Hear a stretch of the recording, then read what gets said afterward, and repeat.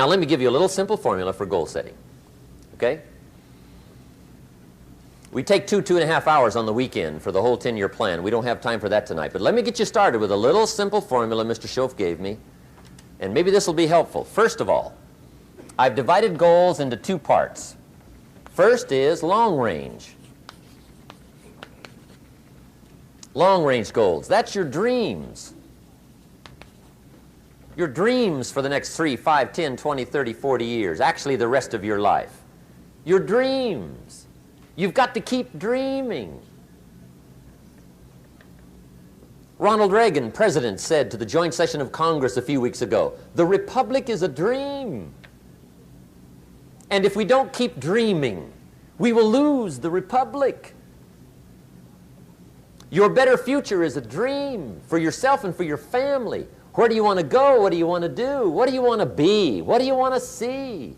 You've got to dream dreams. There's a Bible phrase that says, without dreams and visions, people perish. You've got to have something to go for that inspires the heart and the soul. Dreams. From the children of Sanchez, it says, take the crumbs from starving soldiers, they won't die. Take the bread from hungry children, they won't cry. But without dreams, we all will die. You've got to dream. Don't lose your dreams for yourself, for your future, for your family. The dreams of love and enterprise and travel and doing things, becoming something unique on your journey here. Don't lose your dreams. Do some dreaming. That's long-range goals. You've got to have those. So that's number one. Here's the second part of goals, short range. Short range goals. That's your goals for tomorrow, this week, this month, this year, the immediate future. We call these confidence builders. Because if you set up something short range, go for it, get it, latch onto it, work hard, accomplish it. That starts building your strong feelings to go for your dreams. Now, I've divided goals into 3 categories. Here they are. Number 1 is economic. That's your goals for money, income, business, profits, production. Economics. Make sure you've got your economics well planned. Economics plays a major role in everybody's life. Economics is major, which means it ought to be meticulously well planned for tomorrow, this week, this month, this year, long range. What if you asked somebody tomorrow if you could see their meticulously well-planned list of economic goals? What would they probably say? They'd say, you some kind of a nut? You must be weird. Hey, I found out what success is. Success is doing what the failures won't do. Make sure you've got your economics well planned. It'll put you in the top 5%. One of the key little subjects we talk about on the weekend is the 7 fundamentals for wealth and happiness. And that's one of them, well-planned economics. It's a fundamental if you want to do well. Join the top 5%. Anybody in this room can join the top 5%, if you will. Okay. Now here's the second category of goals, things. Make a list of the things you want. And on my list of things, now I put everything. Little things as well as major things. Doesn't matter how small it is, it goes on my list. I used to just put major things, cars, homes. I don't do that anymore. I now load my list with everything. Everything. And the reason is, part of the fun of having a list is checking it off. That's it. Boy, at the end of the day, if you can go, got it, got it, got it, got it, got it, got it, whatever it is, right? You get into the habit. So load up your list, the things you want. Now, when you check off something major, celebrate. That's an important point to make. Celebrate your achievements. Live it up. Have a party when you reach something you've worked for a while. See, we all grow from 2 experiences. One is called the pain of losing. The other one is called the joy of winning. We need both of them. Amplify them as much as you can, which also means make losing painful. If you set up something, fooled around, didn't get it, put it on yourself. On the other side, if you did get it, congratulate yourself. Self-congratulations is a sign of maturity. Seeking congratulations is a sign of immaturity. But hey, winning and losing, see, that's what it's all about. That's the name of the game. Now, some people lead such mediocre lives, at the end of the day, they don't know whether they're winning or losing. They got no clue. Guy's just going through the day with his fingers crossed. There's a better way. Okay, here's the third category of goals, personal development. Put those goals together. Personal development goals. That's your goals to be stronger, more decisive, be a speaker, be a leader, learn a language, all kinds of skills. Okay? The whole weekend seminar was designed to improve all your skills so that you walk away more skillful. And that's what you want, the personal development skills. That's what attracts, that's what brings good things to your life, the person you become more skillful. Now, this is quite a package to work on. Economics, things, personal development. For tomorrow, this week, this month, this year, long range. Okay? That'll get you started. Now, here's the simple formula for setting goals. It goes like this. A, work on your goals. That's step one. Work on them. And I've put the word work there deliberately. Setting goals is plain hard work. I don't want to kid you. We haven't come here tonight to kid each other. It's work. I know it's work. That's why a lot of people just let it slide. It's work. Many people work hard on their job, but they don't work hard on their future. They just let that slide. And the work involved is making plans. I know most people don't. I understand that, but don't let that be you. Guy says, well, yeah, you work where I work, but the time you struggle home, it's late. You got to eat a bite of supper, watch a little TV, get to bed. You can't sit up half the night. Plan, plan, plan. And the guy's behind. Good worker, hard worker, sincere. But you got to be better than sincere, working hard. You got to be better than a good worker. You got to be a good planner. Somebody once wisely said, the people who fail to plan are planning to fail. Well said. So work on your goals. Here's step two. Write your goals down. That's so important. I teach my staff around the world, put your goals in your journal. Because one of the major people you want to study is yourself. Say, here's the list of goals I put together 3 weeks ago. Here's the list of goals I put together 2 years ago. Here's some of the changes I made, rearrangement of my priorities. I scratched these off, I put these on, I've gotten these. Study your accomplishments, study what your desires are. Put them on paper, write them down. Here's another reason for writing your goals down. It shows you're serious about doing better. And to do better, you gotta get serious. You don't have to be grim, but you must be serious. Everybody hopes things will get better. Everybody hopes. Poor people hope. That ought to tell you something. It means the future does not get better by hope. It gets better by plan. I used to have the affliction called passive hope. It's an affliction. It's bad. Probably what's even worse than that is happy hope. Now that is really bad. That's bad. Happy hope.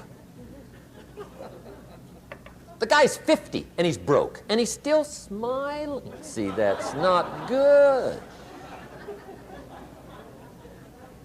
So get serious about your goals. Put them on paper. Write them down. There's all kinds. His goals, her goals, their goals. Business goals, financial independence goals, family goals. I mean, there's so many things to work on this that if you don't get busy and work on it, sure enough, the time will pass. And sure enough, 5 years from now, you'll wind up where you don't want to be, wearing what you don't want to wear, driving what you don't want to drive, being what you don't want to be. Now's the time to fix it. Now, here's the third step to your goals. Check the size of your goals and the kinds of goals. How big they are, what kind they are, affects you. And here's one of the important phrases of the evening. Your goals are affecting you, whatever they are. Your goals affect your handshake. Your goals affect your attitude, personality. Your goals affect the way you walk, the way you talk, the way you dress. All day long, we're being affected by our goals. Now, some people have goals, but they have such lousy goals. The effect is bad. I asked a guy one time, what are your goals for this month? The guy said, look, if I could just scrape up enough money to pay these lousy bills. That was his goal. I'm not saying it isn't a goal. It's a goal, but it's such a lousy goal, the effect is bad. You don't jump out of bed on Monday morning and say, oh boy, another chance to go out and scrape up the money to pay my lousy bills. See, you don't do that. Usually you say, oh, not another Monday.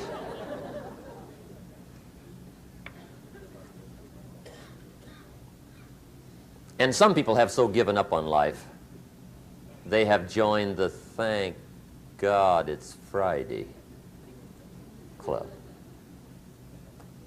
How sad. Surely those are the same people, when life is over for them, will say, thank God it's over. What is this really about? Ultimately, if you're going to have lasting change in anything, you're really talking about just raising your standards. I mean, I always tell people, if you want to know how to change your life, I give it to you in 3 words, boring as it sounds: raise your standards. And what does that mean? Corny as it sounds. Raise your standards. Oh, thank you for the breakthrough thought, Tony. I'm glad I wasted my time watching this little email with you. But think about it. Lasting change is different than a goal. You don't always get your goals, but you always get your standards. Maybe it would help you is to think about it this way. I try to explain standards to people with a different set of words. Think of it as everybody in life gets their musts. They don't get their shoulds. Like, think about it. Most people have a list of shoulds, don't they? Don't you have a list of the shoulds, things you should do, you should follow through on? I should lose some weight, I should work out more, I should make more calls, I should respond more rapidly to my email, whatever, you know? I should get into the office earlier, I should be, more confident. Whatever your should list is, people love to have their should list be met, but it's kind of like New Year's resolutions. If it does, it's really exciting, but if it doesn't, which is most of the time, it's a little disappointing, but you kind of know it's not going to happen. But when you decide something is a must for you, an absolute must, when you cut off any possible, you say, I'm going to find the way, or I'm going to make the way. Human beings, when they resolve things, when they make a real resolution inside themselves, which is they raise the standard and they make it a must, they find the way. Think about it in your own life. Haven't you had some area of your life where you raised your standard and your life has never been the same? Maybe at one time in your life you smoked cigarettes, or you did something and you did it for years and you kept trying to change it, and kept telling yourself, I should. And then one day something happened. Something just clicked you over. Something took you over that kind of tipping point. And inside yourself you said, no more. And it was a very, very different experience, wasn't it? Something inside of you shifted. And what was a should became a must, and you've never gone back. Is there an area like that in your life you can think of? Again, did you ever smoke cigarettes? Did you ever eat a certain way, drink a certain form of alcohol, and then finally say no more, and you just don't go back? And notice this, it doesn't really take any willpower anymore. Because somewhere when we make this click, when we make something a must, we attach ourselves to it. It becomes part of our identity. And one thing I've learned in the last, 33 years of working with people from now over 100 countries, 4 million people, is human beings absolutely follow through on who they believe they are. If you said to me, well, I'm really going to work hard to stop smoking, but I've been a smoker my whole life and I am a smoker. I know your days are numbered. You're going to be back smoking cigarettes again because we all act consistent with who we believe we are. I tell people the strongest force in the whole human personality is this need to stay consistent with how we define ourselves. If you define yourself as somebody who is really conservative, you're not going to be crazy and act nuts unless you're really drunk or something, and then you can say it's the alcohol, when it's really just you finally getting permission to be yourself. The alcohol is your excuse. If you're a really crazy person, you act crazy, outrageous, playful. You don't act conservative because that's not who you are. Very often people say, well, I can't do that. I'm not that kind of person. And I always say to people, really, when did you define yourself? I mean, really, how many years ago did you come up with what you could and couldn't do in your life? How many years ago? Most people, if they really look at how they're living their life today, it's based on a set of standards, a set of beliefs that they made choices about 10, 20, 30 or more years ago. I mean, very often we made decisions in our youth or very young about what to believe, about what we were capable of, about who we are as a person, and that becomes the glass ceiling, if you will, that controls us. There's a corny metaphor, but it's true. I remember one time I was with my family at the circus, and there was a person there, and they had this big, giant elephant, and you look at this elephant, and they take this little rope, put it around the elephant's neck, and they drive this stake into the ground. And I mean, you look at this and you know that elephant could rip down the entire tent with almost no effort. And yet the elephant doesn't struggle, doesn't try. Why? Because the elephant's conditioned. And they take that elephant and condition the elephant when it's a baby elephant. That's how they train them. When it's a little baby elephant and it doesn't have the power yet, they put a big rope around it and they drive this huge stake in the ground, and the elephant fights and fights and fights. And one day, finally, that elephant decides, I'm not capable of pulling this out. And once that becomes the definition of an identity of anyone, an elephant in this case, they don't even try anymore. It's just who I am, that's how it is, that's just the way it is in my life. I'd like to ask you to take a look at any place you've got a limitation and ask yourself, when did I decide to accept that limitation? And you may not even see it as a limitation, you might see it as just that's who I am. But so often in our lives, we've adapted to be a certain way so that we don't fail or so that people will like us or respect us, but it's not necessarily who we are. Joy comes when you're spontaneous. It's really hard to be truly happy when you're not being yourself. And most of us have no clue who we are. And so a big part of my work, if you've ever been to an event, you know, is to get people to do things spontaneously without thinking, because that's when the real you shows up. That's when the energy comes alive. And when you do that, when you start to connect to your true nature, suddenly there's energy available for you to set a higher standard for what you want in your life. That's what this is really all about. And when I talk about standards, when I talk about, shoulds versus musts, think about your own life. I know there have been areas in your life where some point in time you just shifted and you raised the standard and your life changed. Because whatever people have their identity attached to, they live. We live who we believe we are. That's just how it works. It's just kind of like, I'll give you an example. Look at your physical body. Your physical body today is an absolute reflection of only one thing, not your goals, not your desires, but your standards. The identity you have for yourself. If your standard is you're an athlete, then there's a certain amount of strength, a muscle tone, and energy that's available in your body on a regular basis because that's who you are. And so you do whatever is necessary to maintain that identity. Again, the strongest force in the human personality is this need to stay consistent with how we define ourselves. Because if you don't know who you are, you wouldn't know how to act. Once you lock in on that identity, your brain finds a way to keep you there. If you say, man, I'm overweight, I've always been overweight, I'm big boned, and that's the story you've got, then you're going to always find a way to get back there. That's your settling point. That's your identity. That's where things lock in.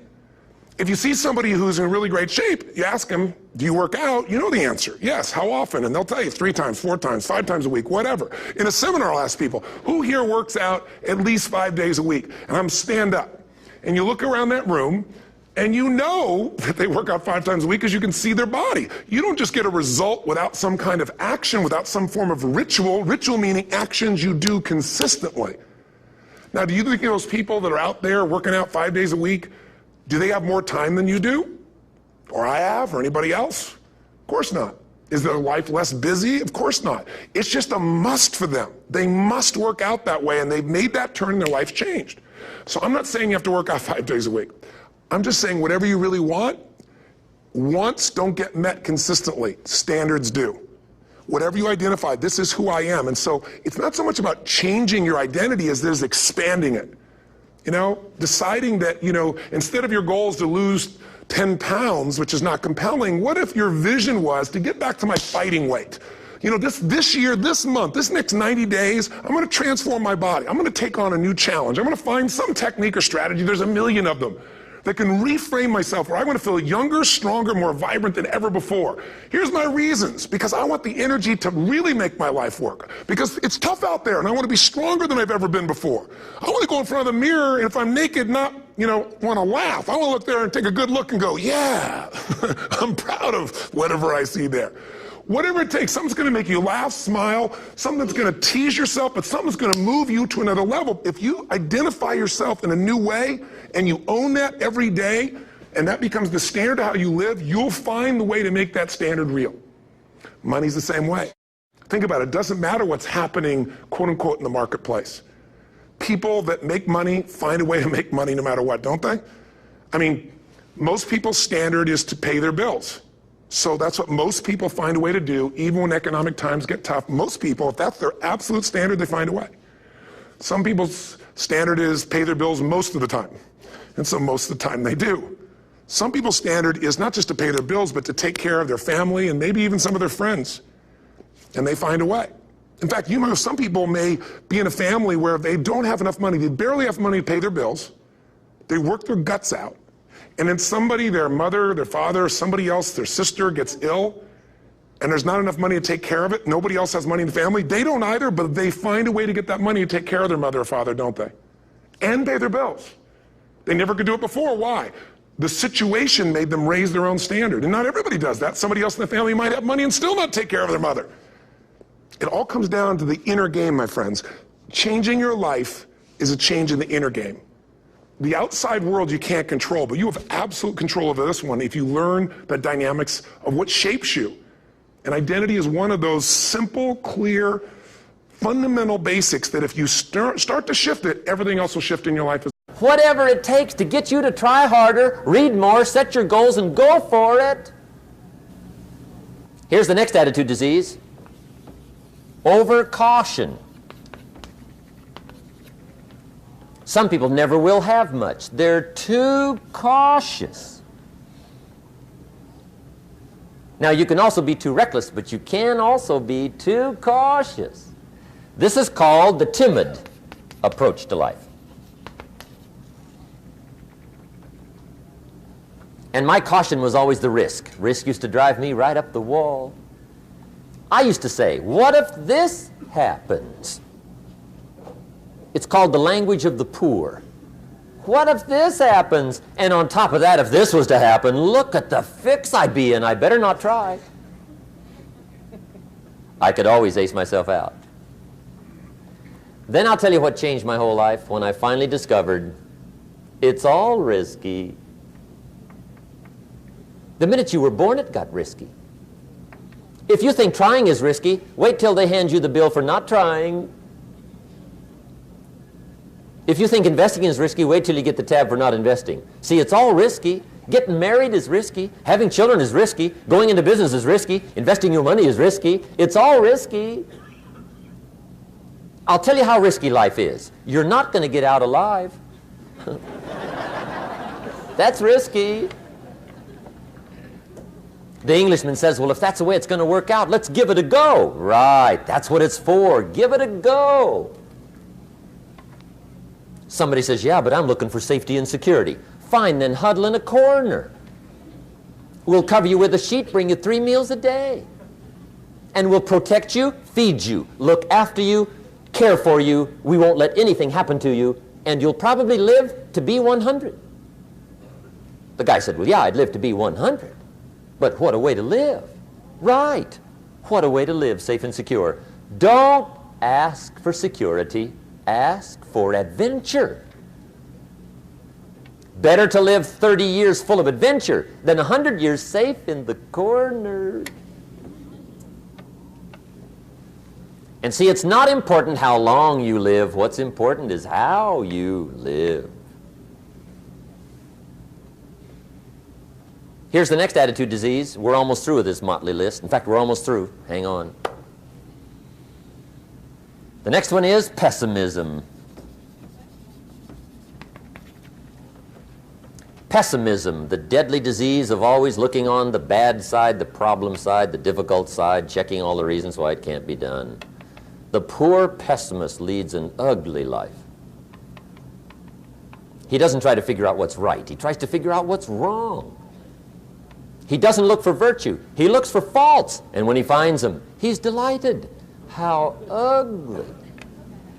This is the poor guy who looks through the window, doesn't see the sunset. He sees the specks on the window.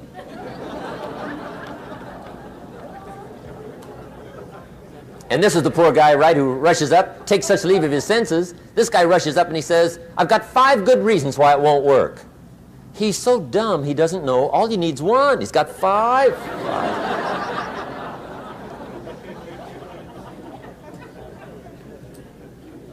To the pessimist, the glass is always half empty.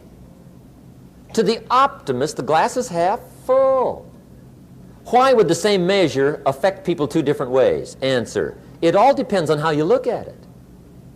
Our lives are mostly affected by the way we think things are, not the way they are.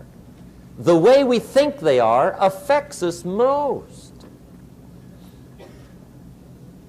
There's a subject we don't have time to get into tonight called better thinking habits. One of the major things Shove taught me when I met him, he said, poor thinking habits keeps most people poor. Not poor working habits. Most people work hard, but they don't think hard. And Shove taught me that the mind is like a factory, a mental factory. And whatever you think about all day long pours ingredients into this mental factory. And that's what builds the economic, social, financial fabric of your life. He quoted me a Bible phrase that says, as you think, so you become. How awesome. When he talked about poor thinking habits, he had me. I used to start the day reading the morning newspaper. I mean, you can believe that or not. I'd get a cup of coffee and read the paper. I'd load up on wars and riots and murders and stabbings and killings and bank robberies and muggings and car wrecks and tragedies. I'd even read the back pages. I seem to like that stuff for some weird reason. I'd load up on all that, and then I'd start the day. You can imagine the kind of days I used to have. You walk around on your financial knees. They call you economic peewee.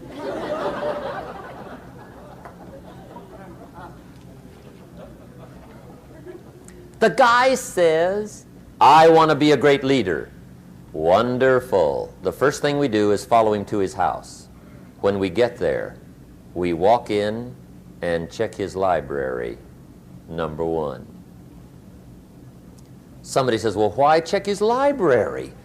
The reason is because what a man reads pours massive ingredients into his mental factory, and the fabric of his life is built from those ingredients.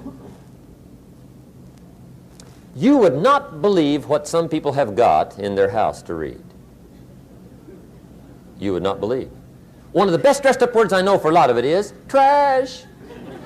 Can you imagine dumping a barrel of trash into this mental factory every day and coming out with a rich, dynamic, positive life? It can't be done.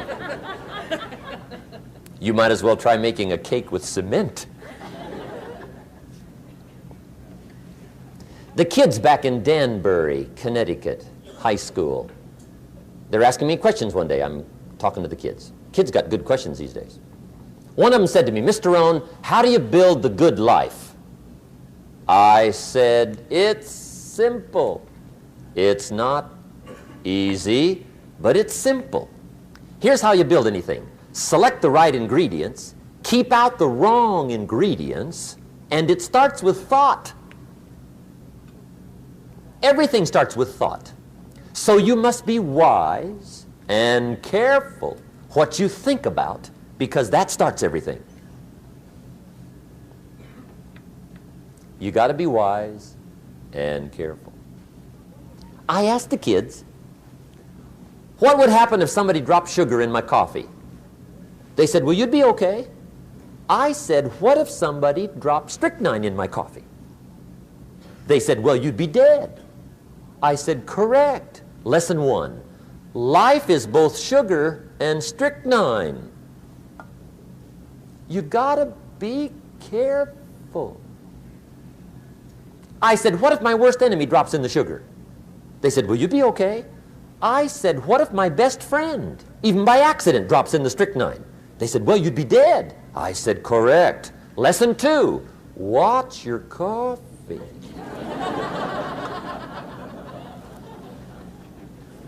You got to be careful. See, it doesn't matter who hands you the bad stuff. It doesn't matter where you get the bad stuff. It'll still do its damage on your bank account, wherever you get it. Mr. Schoaf gave me one of the greatest phrases when I first met him when he said, Jim, every day stand guard at the door of your mind. How important. Stand guard at the door of your mind. And you decide what goes into your mental factory. Don't let anybody just dump anything they want to in your mental factory, because you've got to live with the results. Okay, here's the last disease, and we're through with this list. In fact, we're almost through. Hang on. The last subject is very brief. The last disease, but this one is deadly. Engage in this one, indulge in it even slightly, and you might as well forget the future, because it's going to forget you. Complaining, crying, whining, griping, a Bible word called murmuring. See, that'll ace your future. Spend 5 minutes complaining, and you have wasted 5. And you may have begun what's known as economic cancer of the bone. Surely they will soon haul you off into a financial desert and there let you choke on the dust of your own regret. I hope I said that well, so you won't forget. It's a deadly disease. If you don't think it's bad, ask the children of Israel of Old Testament fame. Typical of us all, their story just happened to get in the book. Story says, children of Israel were slaves. God performed a series of dazzling miracles and got them out. And now they're heading for the promised land. Remember the story? Heading for the promised land. Tragedy of the story, they never got there. Reason. From day one, they started to complain. They griped about the water. They griped about the weather. They whined and cried and griped about the food. They griped about the leadership. They whined and cried because it was too far, too cold, too hot, too difficult, too miserable. I mean, they whined and cried for years. Finally, God said, I've had it, trip canceled. Or something like that. The story says they died in the desert, never got to the promised land. Which I think means 2 things. Indulge in this long enough, you get your future canceled. And I guess it also means even God himself can only take so much.